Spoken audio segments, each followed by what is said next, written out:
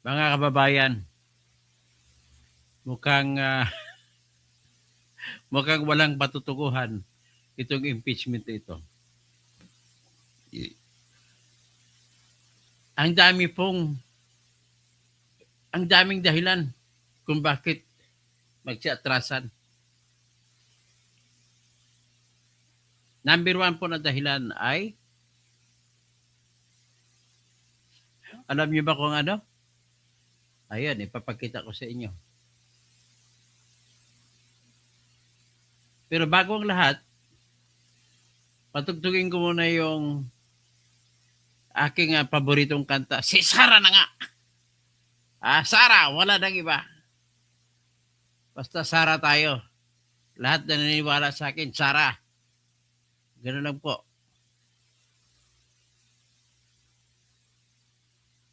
Sara, Sara, wala nang iba. Sara, Sara lang pag-asa. Sara, Sara, siya lang makapakulong. Mga kontraktor ubusin niya. Si BBM Sandro ikulong niya. Si Tamba Zaldi ikulong niya. Tapang at malasakit ibalik para bayan ay manahimik. Durugin ang sindikato sa korte, sa DPUA, sa DS Void, sa PhilHealth. Okay, ulit. Sara, Sara, wala nang iba. Sara, Sara lang pag-asa. Sara, Sara, siya lang makapakulong. Mga kontraktor ubusin niya. Si BBM Sandro ikulong niya. Si Tamba Good evening, Beth. Zaldi Robert ikulong Ramirez. niya. Tapang at malasakit ibalik Alas 11:26 para lang. bayan ay manahimik. Robert Ramirez. Durugin ang sindikato Joaquino, sa korte, magandang gabi. sa DPUA, sa DS Void, sa Thomas Isplana. PhilHealth. Alipunga, Pango. Okay, ganito po yan. Grace Line, ito po yung pinakamalaking problema, no? Ay, ang pinakamalaking problema, ito, pakinggan ninyo.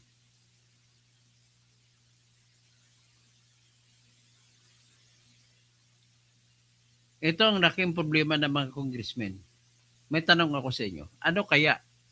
Pag ikaw ang congressman, ano ang gagawin mo kung biglang maging Pangulo si Sara Duterte? Yan lang ang tanong ko. Yan po ang kinatatakutan ng mga congressman. So, Ariels, magandang gabi. Kay Camaro. Yan lang ang ating tanongin. So, nabasa nito?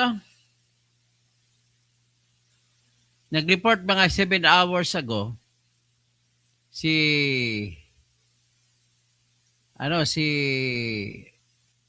ang Manila Times na ganito nga ang nangyayari.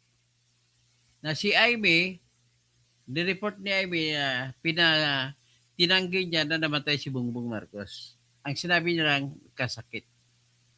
Si Amy na nga yan, mismo yung kapatid.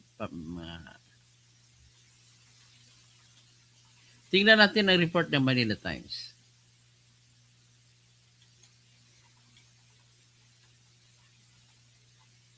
Report kasi ng Manila Times eh.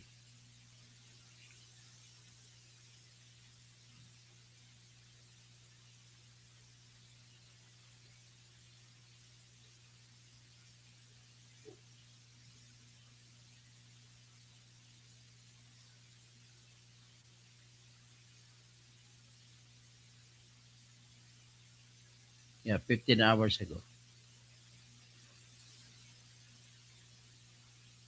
Sabi nila, ito sa kabila ng lahat na yung mga panatiko sa pag-impeach kay Sara ay sinasabi ni pinagmamayabang na nila na sapat na ang boto nila para i-impeach si Sara.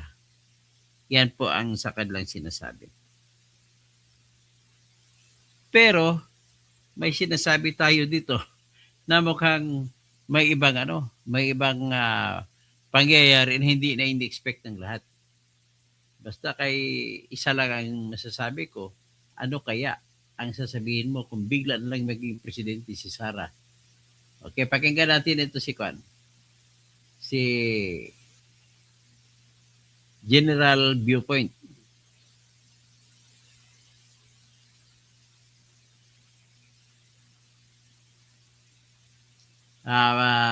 Binlag niya 4 hours ago. Si General Macanas. Ito ni Senate. Magandang araw mga kaibigan. Bigyan natin ng reaction, opinion itong article published sa Manila Times. Pasabog ito ni Senator Amy. President in and out of hospital. Ayan na. Jumping jack pa kayo dyan. Jogging-jogging pa. Buhat-buhat ng bigas. Ano ba yan? Labas-pasok ang Pangulo sa ospital. Senator Amy Marcos dismissed as false rumors that her brother, Ferdinand Marcos Jr., had died. She, however, said he has been dealing with health issues and has been going in and out of hospital.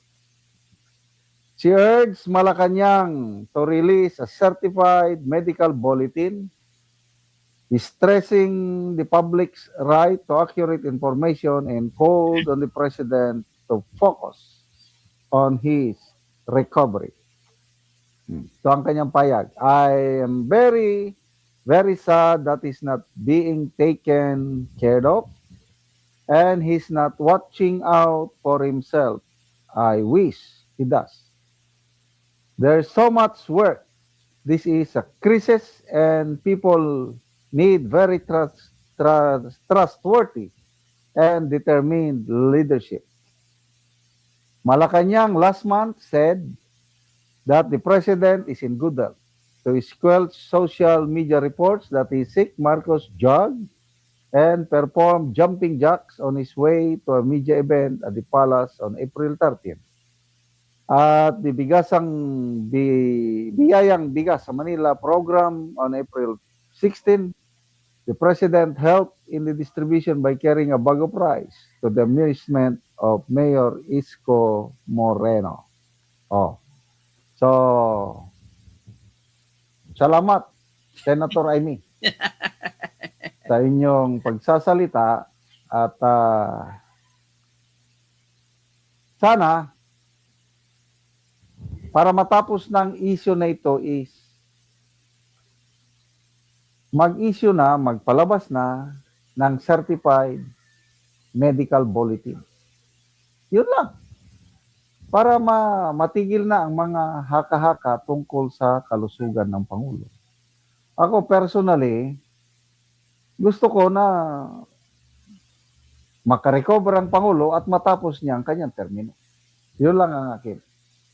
Pasensya na yung mga fans ni Cara David na yung mga wish na yan. I'm sorry, hindi ako dyan. Problema lang dito sa palasyo is masyadong kino-confuse nila ang mga tao dahil bakit magpalabas sila ng mga pictures, videos na Kaduda-duda. pati namatay kasama. O, pati si Enrile kasama. Sino ba may kasalanan niya? Kaya, absento talaga dito si si Jason Sa. Sino ba nagbigay ng duda? Sila naman nagbuo ng duda. Pero malamang mananalo pa ang sigurado kong panalo dito, Duarte, alam mo sino? Sigurado ko na mananalo si Jason Sa! Sigurado ko mananalo si Jason Sa! Sa kaso na nireport niya ko na may sakit si BBM. Sigurado ko mananalo si Jason Sa. Melvin Matibag. Ano na ito? Ano na yan? Nako naman, Melvin Matibag. Ngayon, pag nabigla yan at nagbago ang ihip ng hangin, saan ka kaya titibagin? Malaking pagkakamali nila yun. Sino ba yun?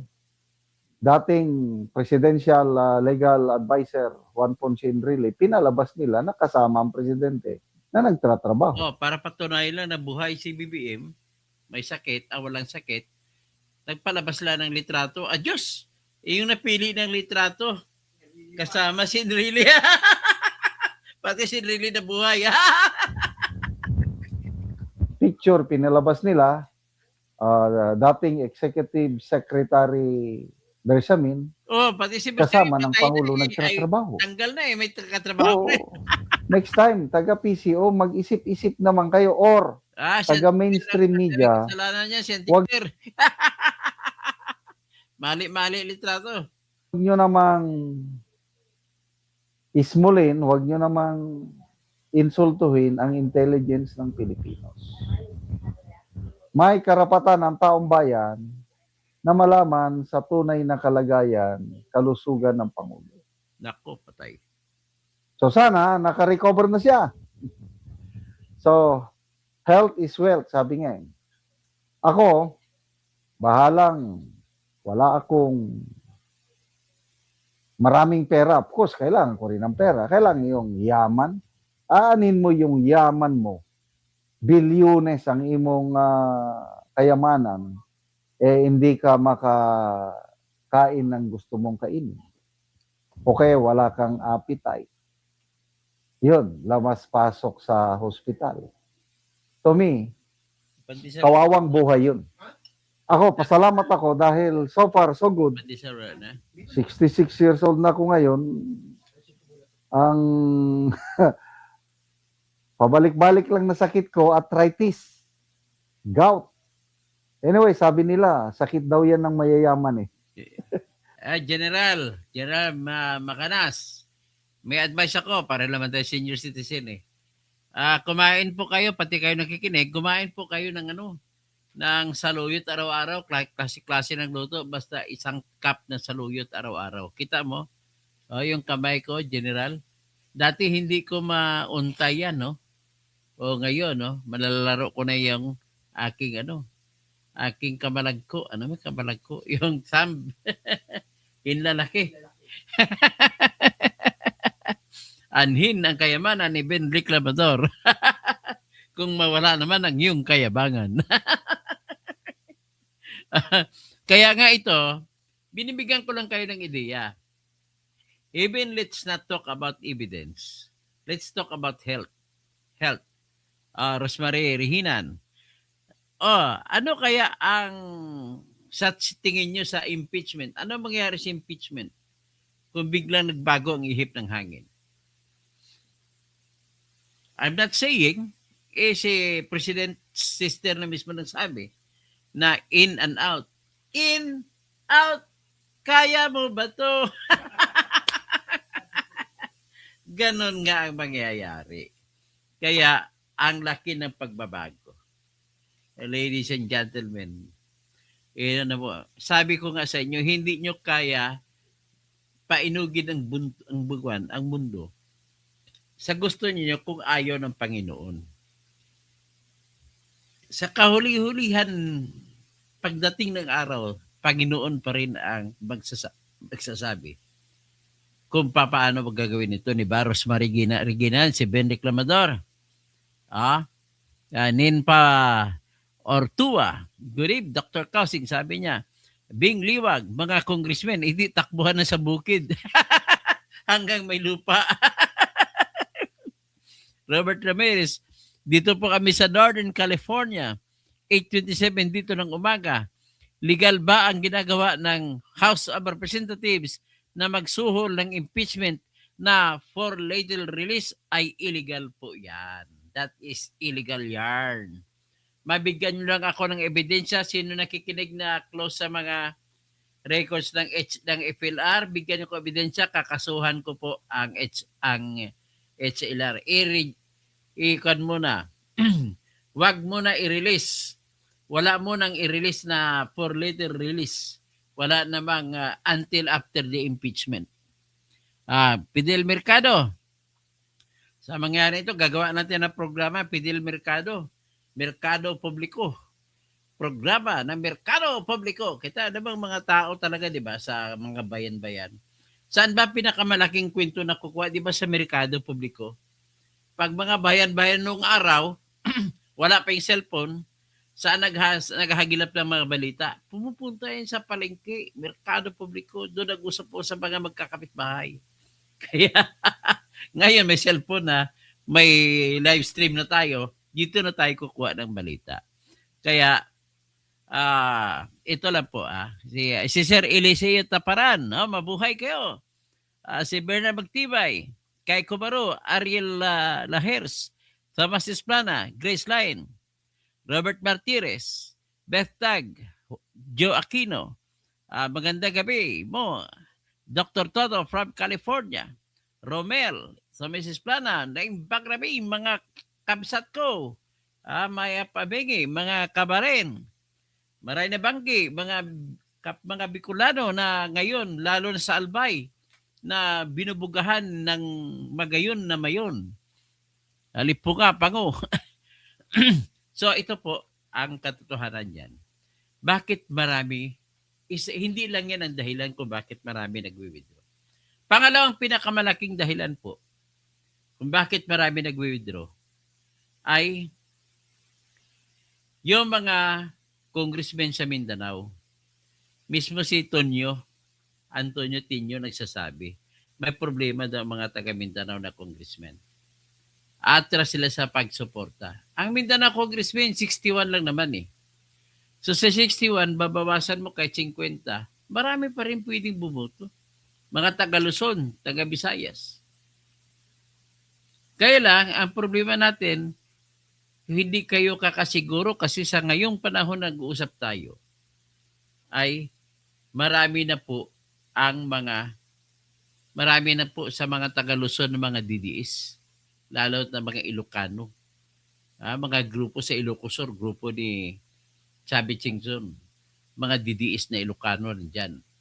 Sa Cordillera, inalis din nyo yung tatay-tatay ng Cordillera na sa Abray, si Lucas Bersamin. Siyempre magagalit yan. Napahiya si Lucas Bersamin, ang anak ng Cordillera. So kung ganon, tingnan nyo kung ano mangyayari. Tapos, sino-sino lang nagsusulong yan? Napansin nyo ba sino nagsusulong? Yung mainit na mainit, si Siljukno, makakaliwa. Si Laila de Lima, liberal, mamayang liberal, makakaliwa din yan. Si Percy Sindanya, makakaliwa. Si Luis Tro, sakay-sakay. Terry Ridon, makakaliwa. Sino-sino ba nagpupus? Ang iba, tahimik lang. Yung mga grupo ni Benitez, mga taga Partido Federal, mga taga Lacasillo City, medyo ano lang sila. Yung grupo ba ni Romualdez dyan? Sigurado hindi na susuporta dyan. Dati si Romualdez ang may gusto dyan. So ngayon, dahil kakasuhan na siya, sigurado ako ay atras yan. So ngayon, marami din dyan sa mga congressmen na mga kontraktor, nag-alangan yan, nagbibilang yan, nagtitiptok kung sa English pa. Bakit? Ang iniisip nila, pag makalusot sila Duarte sa ngayon sa panahon ni Marcos, na hindi sila kakasuhan, ang problema nila, sa sunod, sa 28, sa sunod, pag sinong presidente Sara, titirahin din sila. Kaya mamili sila, kaya yung style nila, laro-laro. Natatawag ako eh. Sa totoo lang, hindi, naawa ako sa bayan ng Lamot, sa Ifugao.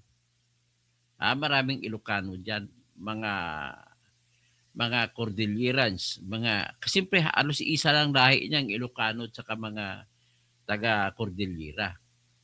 Akalain mo yung 80,000 nagpirmahan na, pinirma na ni Mayor at Tony Baguwasan ba yun? Pirmado na ibibigay na lang ang 80 million sa bayan ng Lamot. Binawi pa nung malaman nila na inimbita ni Mayor si Sara na magiging adopted daughter ng bayan ng Lamot. Ipugaw. Hindi lang yan yung nagsabi niya, kwento niya, kapwa sila mga mayor na tatahimik-tahimik lang sa Ipugaw. So magugulat ka lang sa Ipugaw, puro Duterte yan pagdating eleksyon. Sino ba naman ang mananatili kay BBM? Number one, ang dami niyang ninakaw sa flood control. Kasi kung marami ka ninakaw, hindi lang ibang lugar ang pinirwisyo mo. Mismo sa lugar mo sa Ilocos Norte, ang daming flood control na hindi na ipatayo ni Sandro. At bakit nyo titirahin si Sara Diskaya? Dinidiskarte mo lang. Ang katotohanan, ayaw ninyong tirahin si Sara Diskaya kasi kung magsalita yan, halos kalahati po ng mga flood control project sa Ilocos Norte ay nakapangalan sa mga kumpanya ni Diskaya. Yan ang totoo dyan. Ibig sabihin, kahit katribo mo ay sisipain ka kapag nakita nila na yung proyekto sa inyong lugar ay kinakana mo. Ganun po, hindi talaga makakaalis si BBM sa usaping flood control. Kahit ipipilitin pa niya itong impeachment na ito. Ngayon, dahil sa marami na ang nagmulat ng mata na mga congressmen na dati kakampi. Ngayon na, mababawasan yan mga grupo ni Romualdez. Ano sabi ni Romualdez? Sa English, I will never live quietly. I will never live alone. Sa Tagalog pa, hindi ako aalis na tahimik. Hindi po ako aalis na nag-iisa lang. Ibig sabihin po, marami siyang bit-bit na congressman. At marami din ako nakilala, nakausap na negosyante na galing Amerika. Mga Ilocano, galing Amerika. Pagdating ng pagka-presidente ni BBM, umuwi sila sa Region 2. Karamihan sa Region 2. Ang kanilang unang ginawang negosyo ay kasi may maraming pera mga Philippine-Americans eh. Lalo pat Ilocano, talagang masipag yan. Nagnegosyo ng poultry. Nagnegosyo ng mga manok. Akalain mo nagalit kay BBM lahat. Bakit po? Akalain mo ibinigay niya monopolya ng pag-poultry sa San Miguel kay Ramon Ang? Nawala na negosyo yung mga Ilocano ng mga Amerikano. Bumalik na lang sila sa Amerika. Malulugi sila sa kanilang mga poultry business. Minumonopolya ni Ramon Ang. At nalaman ko na lamang nung huli. Marami na nagsabi sa akin. Ladies and gentlemen, ito po, alarming ito.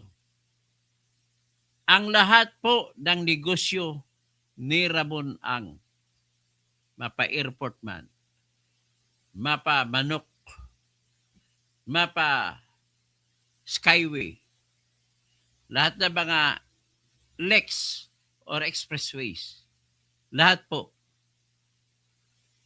kalahati po niyan ay ibinibigay kay BBM ang sosyo. Yun ang katotohanan. Kinuha niya ang style ng tatay niya. Si tatay niya ang nagbigay ng kahiyan sa mga lahing Ilocano. Akalain mo, the worst na magnanakaw na Pilipino ay Ilocano. Number 2 sa buong mundo. Ang style po, wala silang papel na pinirmahan ni Lucio Tan, pero si Lucio Tan may obligasyon magbibigay ng pera mula sa kinikita. Wala silang papel na pinirmahan kay Gokongwei, may binibigay. Wala silang papel na pinirmahan sa may-ari ng GMA7, pero binibigyan. Attorney Giguson, huwag niya kayo magkwento-kwento, Congressman Duavit Singson, Duavit, Ganun po yun. O, kay Benedicto dinong araw. Sa pinakamatindi talaga na kawatan na nangyari dito ay si Ferdinand Marcos Sr. Hindi ako naniniwala na hindi siya susundin ni BBM. Nakipagnegosyo na, walang papel, pero kukunin na lang sikreto. Ang problema niya lang, patalsik siya 1986. Pero ganun pa rin, pagbalik, nakikita mo wala namang mga negosyo yung mga Marcos ha. Pati si Amy, walang negosyo. Saan sila kumukuha ng pera nila? Bakit sa Forbes Park nakatira? Bago maging presidente si Bongbong, sa Forbes Park sila nakatira. Tumakbo na pagka-vice presidente, natalo sa kay Lainey. Ang laki ng ganastos niya. Saan sila kumuha ng pera? So, ganun po yun. So, ngayon, at least, nakikita ko po, si Sara Duterte ay Duterte. Sila lamang po ay may kakayahan na lumaban sa Marcos. Na ang mga kumampi kay Marcos, na hindi Marcos sa apelido, pero mga kawatan, mga congressmen, kailangan kukunin natin ang pera natin. 2 trilyon po lahat ang napunta sa bulsa nila. So, yan na sa ngayon, nakikita nila ang pwersa ng Panginoon po ang gumagapang para mailuklok sa pagpangulo si Sara Duterte. Si Sara po ay anak ng Diyos. Bakit ko nasabi ganun? Siya po ay, ang nanay niya ay Hudiyo. Si Elizabeth Zimmerman, galing Israel yan. Lahing Israel. Sila po yung isa sa mga pamilya ng Israeli na dumayo sa Pilipinas nung kasagsagan ng pinapatay ni Hitler ang mga Jew. Ang Pilipinas ang kumukup ng milyon-milyon na mga Jew na pumunta sa Pilipinas para hindi po sila mapatay. Maka-escape sila sa kamay ng mga demonyo ng Hitler. So, ang importante para makasurvive ang bayan natin, pinaka-importante sa lahat ay tigilan ang corruption. Bawiin ang ninakaw sa corruption. Pag makuha yan, malaking tulong na yan sa Pilipinas. Ha? Wala akong pakialam kung may kumukontra sa akin dito na si Benny Reyes. Di ba? Ano naman ang iyong katwiran? Anong patunay mo? Anong patunay mo na mali ang sinasabi ko? Wala namang ibang nagnakaw niyan. Hindi si Bibibler man ang pumipirma ng pera. Para ito po, ulitin ko lang ang sinasabi ni Amy Marcos. Tingnan nyo. Diyos na may pakana nito. Kasi tingnan niyo, halimbawa, hindi ba natin hiningi, biglang namatay si Bongbong Marcos. Eh di automatic presidente si Sara. So ano kayo nang gagawin? Magsitakbuhan yung pumirma ng impeachment. Sigurado ako niyan. So ngayon pa lang marami sa kanila nakatunog. Magkani-kanyang ano na yan, kani-kanyang alisan. Lalo na yung nauna yung mga taga Mindanao. Aalis yan. Sigurado kasi ako na hindi matatalo si Sara sa Mindanao. At kakampanya na talaga lahat ng mga taga Davao na congressman na pipirma laban sa kanya ay hindi ibubuto yan. Hanggang Central Visayas pa yan. Ganun lang ho kasimple. Kahit konti lang si Ilonggo susuporta kay Sara. Kukunti sa Waray. Pero ang mga Cebuano, tudo-tudo yan para kay Sara. Sa Cebu province at saka sa Bohol, sa Dumaguete, sa Negros Oriental. Yan po ang katotohanan. Let us talk about the truth. Let us not talk about the wishes, mga pangarap ni Cara David. Wala, hindi na ako naniwala doon sa pangarap sa wish ni Cara David. Ang naniwala lang doon si Akop lang, si Cabral. Pero hindi pa ako naniwala na si Cabral ay namatay. Ganun lang ho kasimple. O ngayon, pag-usapan natin ang merito. Alam ko po na marami na sa mga congressmen ang nag-iisip ng malalim. All right.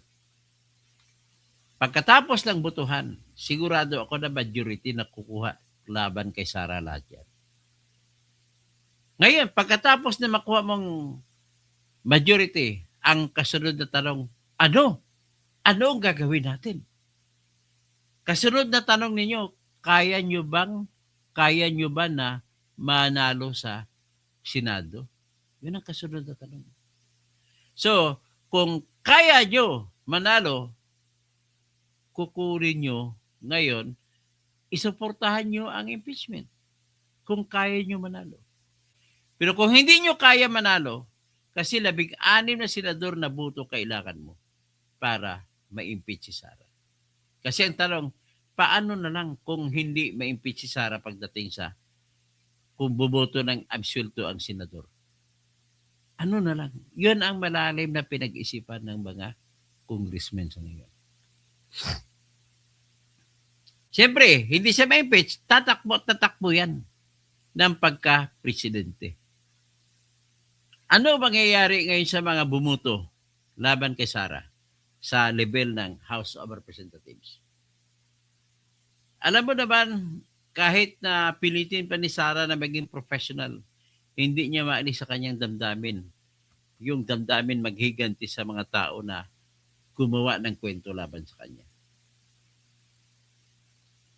Yan ang pangalawang pinag-usapan natin. Ang pangatlong pinag-usapan natin, paano kung bigla na lang maglalabas ng utos ang Supreme Court ng temporary restraining order? Let us talk about reality.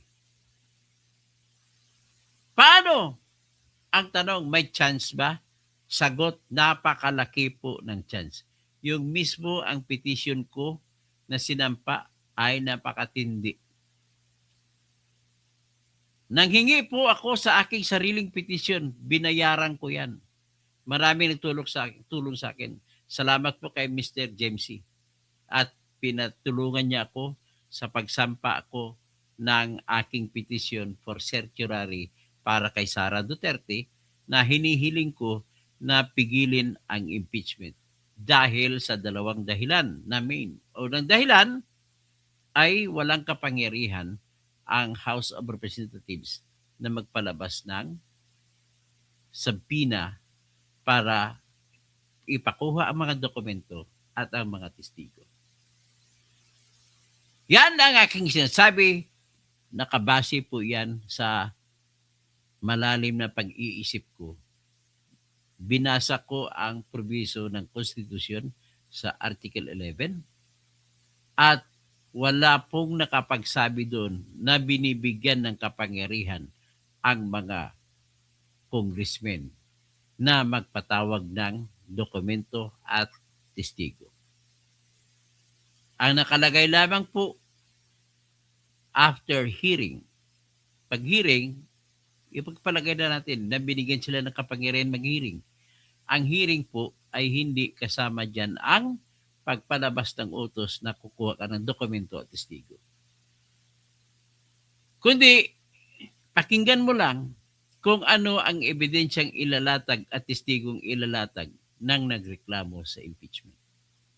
Yan ang una kong dahilan. Pangalawa kong dahilan, sa kahit sabihin natin na may kapangyarihan sila, inabuso naman nila ang due process na karapatan ni Sara bilang respondyente.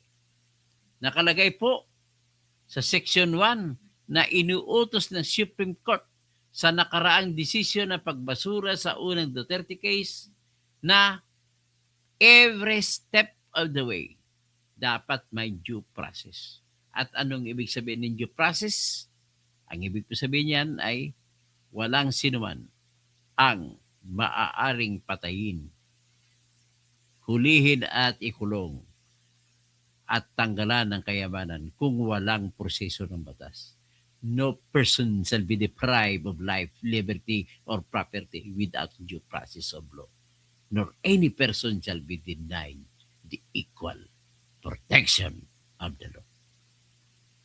Sinasabi yan. So kung ganoon, ang aking argumento, sana kung nag-motion si Ridon, nag-motion si Siljokno, na ipatawag kung ano-ano mga dokumento, dapat hindi muna nag-gabel si Luistro na approve.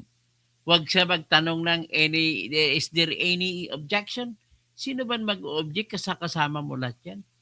Ni isang congressman, walang kakampi kay Sara dyan. Dapat ang ginawa niya, kung pinapatawag niya pangalan ni Sara sa bago magpatuloy ng hearing, dapat pinadalhan niya ng kopya ng utos. Sumagot ka, Sara. Bakit hindi namin payagan ang hinihingi ng mga dokumento? Hindi nila ginawa. So dahil dyan, may paglalabag ngayon sa due process. Yung dalawang yan, matindi na yan. Ang bago na petition, supplemental petition nila ni Israelito Torion, si Atty. Torion, ayon kay Atty. Jimmy Bundok, ay matindi din. Sobrang tindi at bago ang argumento. Ano po yun? Hinihingi nila ipatigil ang Luistro Committee or Locarit Committee sapagkat po ang utos sa konstitusyon, magsagawa sila ng hearing sa House of Representatives Committee on Justice sa loob ng 60 session days. Anong ibig sabihin nun? Ibig sabihin nun, kung walang sesyon, hindi sila pwede mag-hearing. Nakareses ang plenaryo. Kung nakareses, hindi sila pwede magsagawa ng impeachment hearing. Kasi ang utos sa konstitusyon, magsagawa lamang kayo ng hearing kung may session sa plenaryo. Pero ang eksaktong salita, within 60 session days. Ibig sabihin, hindi po kasama ang araw na walang session day. Yan pa lang, pangatlong dahilan yan. Malay mo, pag lumabas yan, pangatlong dahilan, mawawala ng impeachment. O, yung pang-apat na dahilan. Ano pang-apat na dahilan? Dahil kulang ang pera ng Pilipinas dahil binigay sa ayuda, ubos. Wala sila ngayong pundo. Ano naman ang koneksyon ng pundo?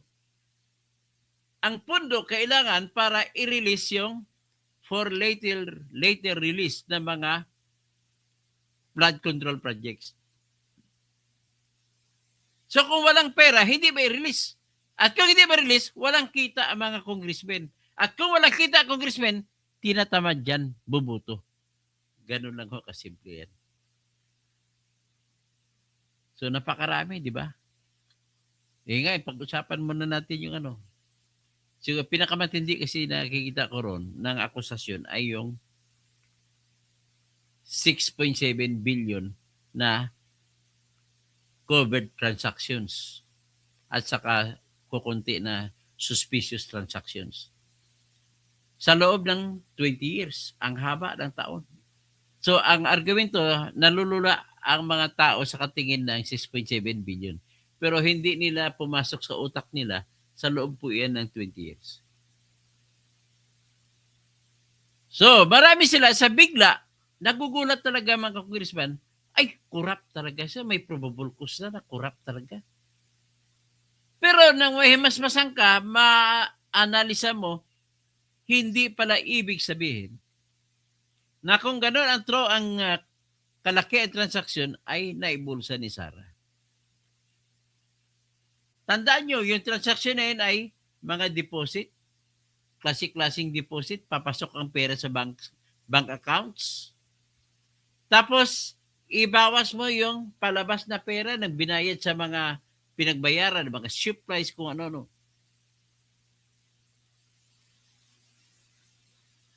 Tapos, hindi mo pa nabilang dyan ang maliliit na transaksyon na hindi sinama.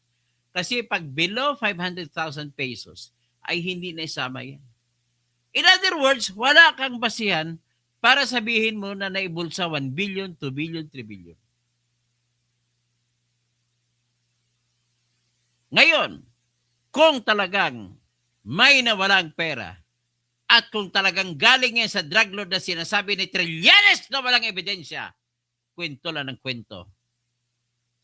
Eh kung galing yan sa drug lord, dapat wala nang lalabas. Eh bakit maraming lumalabas na pera? Siyempre, higop lang ng higop yan kung talagang galing sa sindikato yan. At kung alam naman ni Digong na matalino po si Digong, genius yan. At kung alam niya na galing yan sa masama, bakit niya idadaan sa bangko? Eh di, kas-kas na. Kabubuhan. Sinasabi ni Unlimited Healing Notes, ipalabas mo yung pangalan mo para makilala ko kung sino ka. Kwento lang ng bobo pero wala kang pinapalabas na dahilan kung bakit ako bobo. I respect to that. I respect you in saying that. I may not be against your words that you say against me. But anyway, I'll allow you to say it. Tapos alam ko naman, nakikinig naman sa akin. Makikita niyo na rin yung argumento. So, ibig sabihin po, doon pa lang, kasi kung mag-withdraw, mayroon akong 1 million, ulitin ko naman ang paliwanag ko. Mayroon akong 1 million, idupisito ko ngayong umaga, magre-record sa AMLAC ko, 1 million, 1 transaction. Ilan ang pera ko? 1 million, nandun sa bangko. Tapos, may after 1 hour, winidraw ko. Tapos, report na naman sa AMLAC, 2 million, 2 transactions. Pero ilan ang pera ko? Sa bangko, wala na, 0. Pero sa kamay ko, 1 million, hawak ko. Pagkatapos, after 1 hour, i-deposito ko naman ang kinuha ko na pera, 3 transactions, 3 million. Ang tanong, ilan ang pera ko? Sa kamay ko, wala na. Sa bangko, may 1 million. Pagkatapos, after 1 hour again, withdrawing ko. O ilang transactions? 4 na. 4 million ang nakalagay sa transaction. Withdrawal at saka deposit. Pero ilan ang pera hawak ko sa kamay ko? 1 million lang. See? How can it be done? 1 million na ang pera ko. Ginawa kong 4 na million. Ganon po yun. I don't care kung galit kayo, kung ayaw nyo maniwala sa sasabihin ko, naniniwala pa rin ako sa na may wisdom pa rin kayo. Milvin Matibag. Makinig ka, Milvin Matibag. Alam ko na kung bakit nag-resign si Jimmy Santiago. Iyan pala ang pinapagawa ngayon kay Jimmy Matibag. Iyon ang pinapagawa kay Jimmy Santiago dati. Natibag. Si Carlito Magno na inupo dyan ay hindi niya rin kaya gawin. Kasi ano yan, mag-imbento ka ng kaso, mag-imbento ka ng fax, mag-imbento ka ng ebidensya. Palabasin mo ngayon na nag-detreat talaga si Sarah. Kitang-kita naman ang kondisyon kung papatayin siya.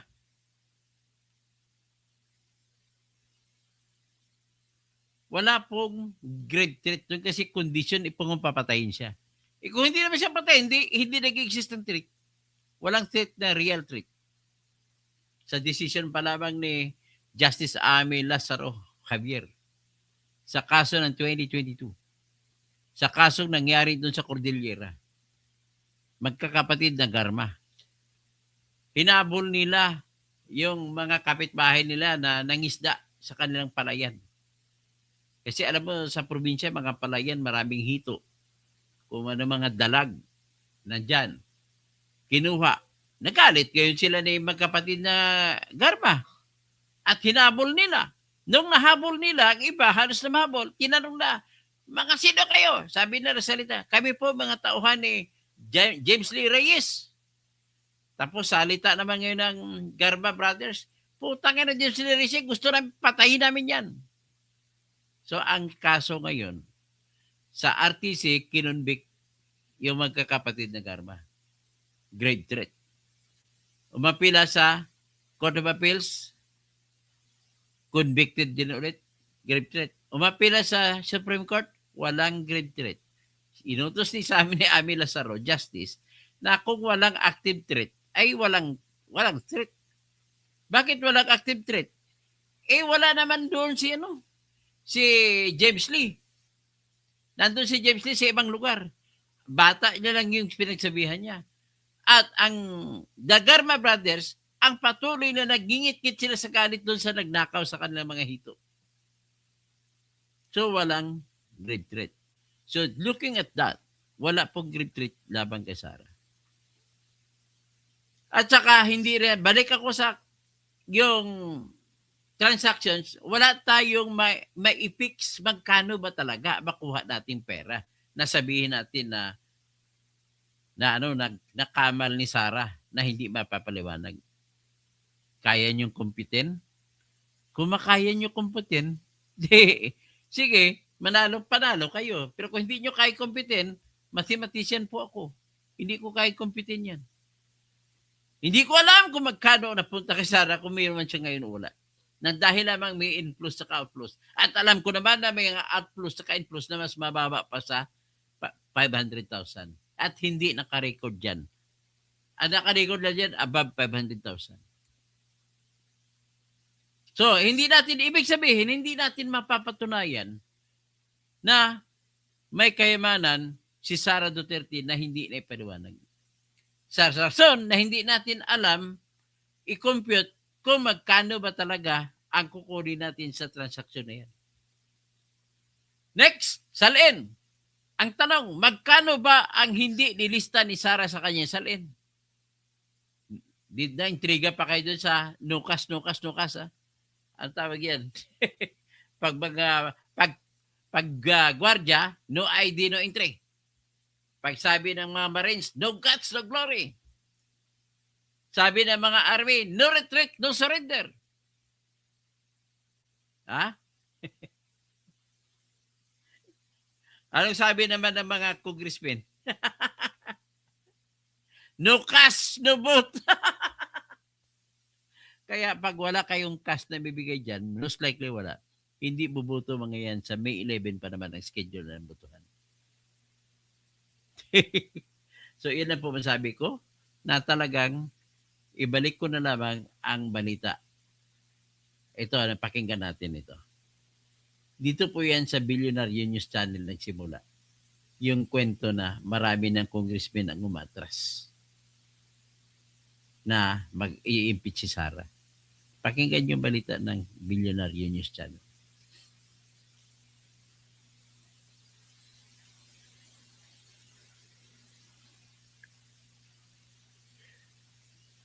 Reportedly withdrawing their names from a draft resolution supporting the impeachment of Vice President Sara Duterte. This comes just days after the House Justice Committee voted unanimously to find probable cause to impeach her. Ahead of the resumption of session on May 4, a draft resolution has allegedly been circulating among lawmakers. A report by Politico said more than 40 lawmakers led by House Justice Committee Chairman and Batangas Representative Jerby Luistro were initially listed as authors. However, Anis Cooper claims that number is now rapidly shrinking. The House is set to vote on the impeachment on May 11. At least 106 votes are needed to transmit the case to the Senate for trial. Earlier reports also said House Majority Leader Sandro Marcos had been informally reaching out to colleagues to gauge support, seen as a real-time headcount ahead of the crucial vote. Okay. So, ito nagagalit si Harry Roque. Sa 28 pahinang desisyon ng Supreme Court na isinapubliko noong Sabado, May 2, ipinawalang bisa ng pinakamataas na hukuman ang dismissal order ng Malacanang. Yan. Hindi palaga ng balita yan. Unahin na muna natin ito kay Harry Roque. Kaya yung aking hinahanap na sige, ilagay ko muna dito yung kanta ni kanta ko na ginawa para kay Sara Duterte. Tapos yung kanta naman na ginawa ng aking mga supporters para sa akin. Sara, Sara, wala nang iba.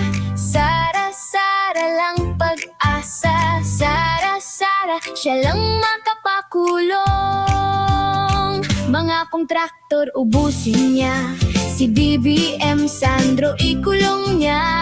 Si Tamba Zaldi ikulong niya. Tapang at malasakit ibalik para bayan ay manahimik. Durugin ang sindikato sa korte, sa DPUA, sa DS Void, sa PhilHealth. So yan itagtog pa rin natin ulit. Sara, Sara, wala nang iba. Sara, Sara lang pag-asa. Sara, Sara, siya lang makapakulong. Mga kontraktor ubusin niya. Si BBM Sandro ikulong niya. Si Tamba Zaldi ikulong niya. Tapang at malasakit ibalik para bayan ay manahimik. Durugin ang sindikato sa korte, sa DPUA, sa DS Void, sa PhilHealth. Okay, ito naman yung kanta na binuo para sa akin.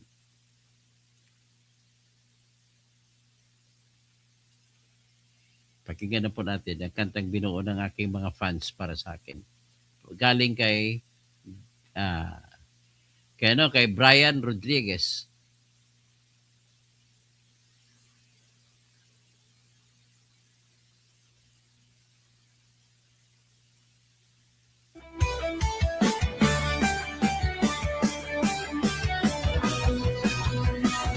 Sa Pilipinas, kilala ang tindi. Hindi kayang bayaran ni numan ang kanyang prinsipyo. Kapag may inapi, siyang na... Wala.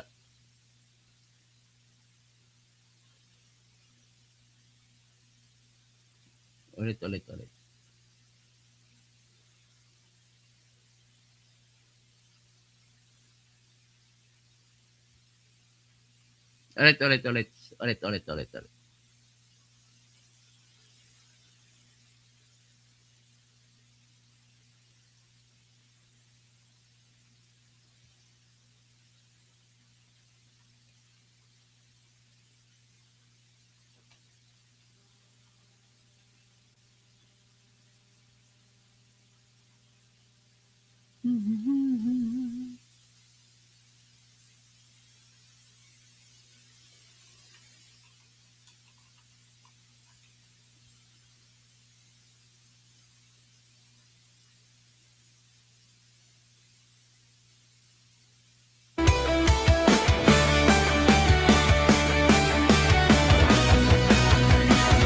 Sa Pilipinas, kilala ang tindi.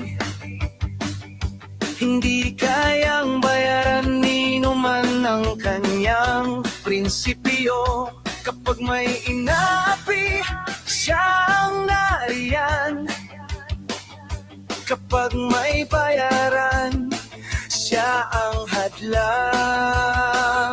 Hindi siya tiklop sa pananakot ng iilan. Hindi siya alila ng sino mang mayaman. Kung ang kapangyarihan nila ay inaabuso, hinahawi niya yan mano-mano. Kapag ang taong bayan ang nasasakal, siya ang unang sumusubot, tumatagal. Hindi pera ang sukatan ng halaga, kundi kung sino ang lumalaban para sa masa. Totoo kasing tirador, totoo kasing tirador. Kakapin ang naaapi, kalaban ng sakim na mandarambon. Totoo kasing tirador, totoo kasing tirador. Hindi kayang bilhin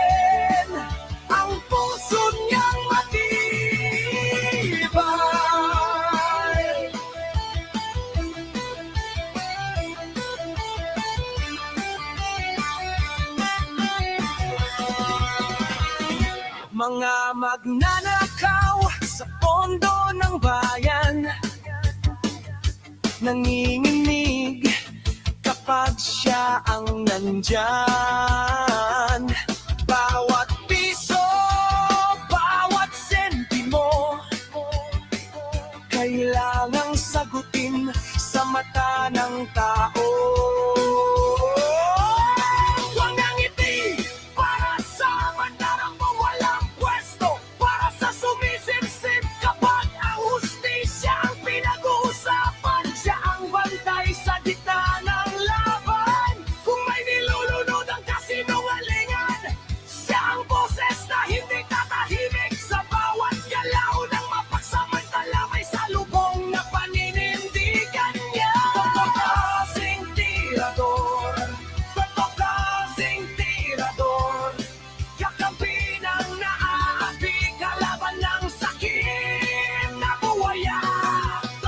Ito naman, isang kanta. Pasok natin yung kanta naman na gawa ni Gab Adalia.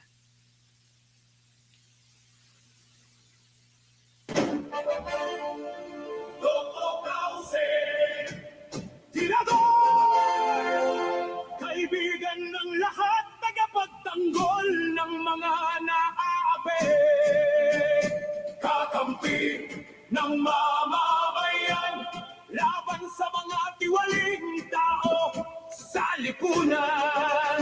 Totomirador, walang sinisino, mabuting kaibigan, mahirap na kaaway, walang takot, isigaw ang katotohanan. Buhay niya ay tandaya para sa inang bayan. Toto Kausing, Toto Kausing, tirador, kaibigan ng lahat, tagapagtanggol ng mga naaapi, kakampi ng mamamayan, laban sa mga tiwaling tao sa lipunan. Totomirador, walang sinisino, mabuting kaibigan, mahirap na kaaway, walang takot, isigaw ang katotohanan. Buhay niya ay tandaya para sa inang bayan.